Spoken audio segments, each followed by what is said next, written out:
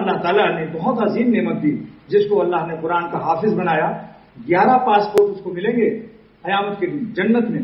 ایک سے خود جائے گا اور 10 گنا آدمیوں کو لے جائے گا، ایک ایک حافظ قرآن، جن کے لیے جہنم کا فیصلہ ہو جائے گا. حضور فرماتے ہیں صلی اللہ تعالی وسلم، وجبت لہم النار، جن کے لیے جہنم کا فیصلہ ہوگا ان کو حافظ قرآن لے جائے گا. مگر شرط یہ ہے، ہر چیز کے لیے کچھ شرائط ہوتے ہیں.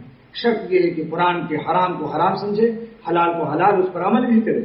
اللہ تعالیٰ نے حافظ قرآن ہو جانے کے بعد کچھ ان کی ذمہ داریاں بڑھ جاتی ہیں. تو وہی خواجہ صاحب کی بات یاد آئی تو حضرت نے فرمایا کہ وائسرائے لکھنؤ میں آیا ہوا تھا، پورا لکھنؤ خوب سجایا گیا تھا جھنڈیوں سے. تو خواجہ صاحب نے فرمایا کہ حضرت ابھی ابھی ایک شعر موضوع ہوا ہے. وہ شعر کیا ہے؟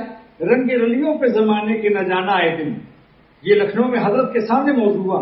شاہ عبدالغنی صاحب رحمۃ اللہ علیہ سامنے خواجہ صاحب کا شعر فرمایا کہ خواجہ صاحب کا حضرت ابھی ابھی یہ شعر موضوع ہو گیا. رنگ رلیوں پہ زمانے کے نہ جانا آئے دن، یہ خزاں ہے جو بانداز بہار آئی. یعنی دنیا کی بہاروں پر یہ برنگ بہار ہے، اصل میں تو دنیا خزاں ہے. خواجہ صاحب کیا فرماتے ہیں کہ جہاں یہ عالم عیش و عشرت کا، یہ عالم عیش و عشرت کا، یہ دنیا کیف و مستی کی، بلند اپنا تخیل کر، یہ سب باتیں ہیں پستی کی. جہاں کا اصل ویرانہ ہے گو صورت ہے بستی کی، بس اتنی سی حقیقت ہے فریب خواب ہستی کی. یہ آنکھیں بند ہوں اور آدمی افسانہ بن جائے.